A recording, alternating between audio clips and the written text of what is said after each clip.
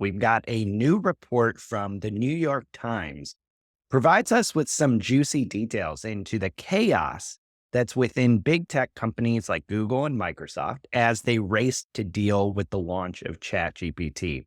So, according to interviews with over 80 executives and researchers at these companies, the Times found that, quote, over 12 months, Silicon Valley was transformed as Google, Microsoft, Meta, and others quickly pivoted to focus on building AI powered products when ChatGPT dropped just over a year ago. As the Times put it, quote, the instinct to be first or biggest or richest, or all three, took over. The leaders of Silicon Valley's biggest companies set a new course and pulled their employees along with them.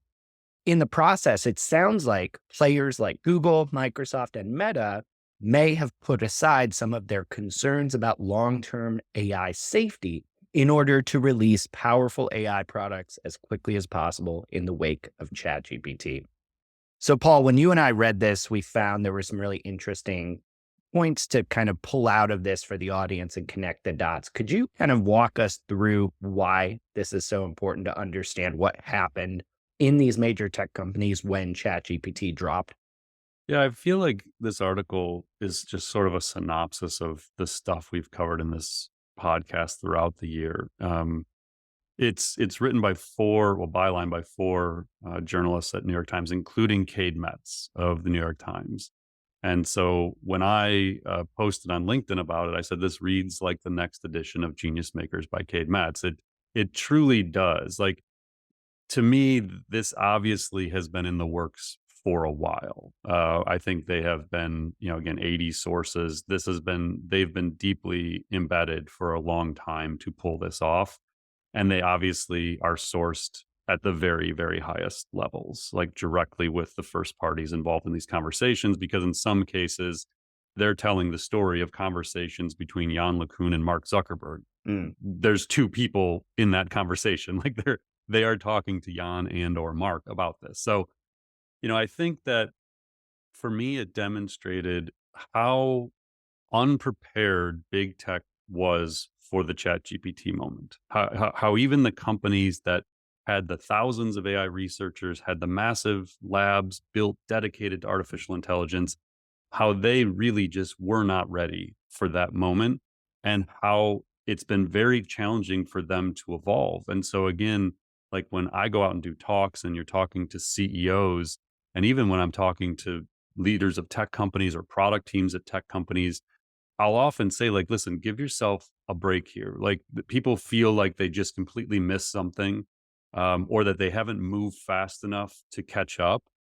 And then I think when you read articles like this, you realize like it's happened to everyone from Meta to Google to even, I mean, so in some cases within OpenAI themselves, um, that everyone has really struggled. And that this generative AI age we find ourselves in is new to everyone. So, I've often said ChatGPT is basically a year old now, like in terms of publicly available. Um, GPT-4 wasn't introduced until March of this year. So for many enterprises, many marketers, many business leaders, I mean, we're talking about the emergence of a technology that just happened like 7 months ago.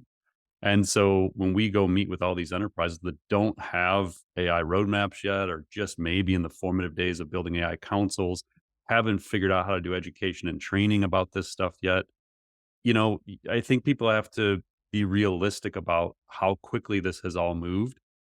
The alternative side to that, though, is I feel like it's only going to move faster. So as much as I'm saying like, hey, it's okay if you haven't caught up, that doesn't mean you can't double down on efforts to catch up into going into next year. So I'll just call it a few of the ones I that jumped out to me. I think that everyone should read this article because I really do think it gives incredible context into what was going on within these companies. So a few of the excerpts that I had highlighted. So the first, Sundar Pichai, Google's chief executive, had decided to ready a slate of products based on artificial intelligence immediately. So this is like right after ChatGPT. He turned to Mr. Walker, the same lawyer he was trusting to defend the company in a profit-threatening antitrust case in DC. Mr. Walker knew he would need to persuade the Advanced Technology Review Council, which I had not heard of previously, as Google called the group of executives, to throw off their customary caution and do as they were told. It was an edict, and edicts didn't happen very often at Google. But Google was staring at a real crisis. Its business model was potentially at risk. So we heard earlier this year about this code red moment where the founders of Google all of a sudden reemerged. This was the first time I was hearing a story about that happening. And it actually goes into like a meeting that occurred within it and what Sundar kind of laid out for everybody. So again, like cool insight into Google, and actually gives you sort of a prelude of what led to Gemini and why they merged the two research labs at Google. We had Google Brain and Google DeepMind at this time last year. There was two distinct research labs for AI at Google. They were then merged following this meeting and following, this time period. And that led to Gemini, which we're going to talk about in a minute. Another excerpt, this one about OpenAI, said in mid-November 2022, so just a couple weeks before ChatGPT, Mr. Altman, Greg Brockman, and others met in a top floor conference room to discuss the problems with their breakthrough tech yet again. Suddenly, Mr. Altman made the decision. They would release the old, less powerful technology. The plan was to call it Chat with GPT 3.5 and put it out by the end of the month. They referred to it as a low-key research preview. It didn't feel like a big deal decision to anyone in the room. On November 29th, the night before the launch, Mr. Brockman hosted drinks for the team. He didn't think ChatGPT would attract a lot of attention, he said. His prediction, no more than one tweet thread with 5,000 likes. So again, we talked about how ChatGPT was sort of a spur of the moment decision and how Sam Altman kind of gave this guidance, but I had never seen this level of detail into exactly how that happened. So again, a topic we talked about a lot throughout the year. Now all of a sudden you have this layers of detail from the people that were in the room, basically, through them. The other one that I found extremely fascinating was the one I referenced kind of earlier, Zuckerberg and LeCun meeting together. So it says, as they waited in line for lunch at a cafe in Meta's Gary designed headquarters, Dr. LeCun delivered a warning to Mr. Zuckerberg. Now, keep in mind, at this moment, Mark Zuckerberg is betting everything on the metaverse. So LeCun comes in town. So continue. He said, Meta should match OpenAI's technology and also push forward with work on an AI assistant that could do stuff on the internet on your behalf.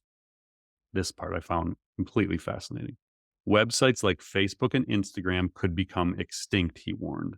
AI was the future. Mr. Zuckerberg didn't say much, but he was listening. The article went on to basically say how this convinced Zuckerberg, and he said, okay, let's go.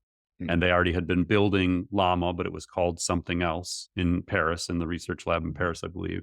And they green lighted the building of what became Llama, which they released. And then now we have Llama 2, which up until yesterday was the most powerful open source model in the world. We'll get to that in a minute. But this is the origin of that. So an entire, Zuckerberg had been told by everybody that the $10 billion bet he was making on the metaverse was like the wrong play and they needed to be doing AI, and he wasn't listening. And apparently standing in line at a cafe changed Zuckerberg's mind to reinvest in AI instead of the metaverse for now. Crazy.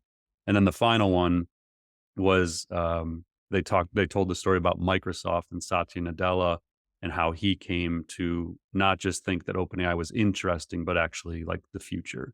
So that excerpt was a year later. So this is, again, it's telling the story of 2021 when they put their initial investment in, and now we're, fast forward to 2022. So a year later, Mr. Nadella got a peek at what would become GPT-4.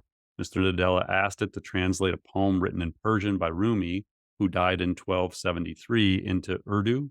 Am I saying that right, Mike? Do you know Urdu? Yep. He asked it to transliterate the Urdu into English characters. It did that too.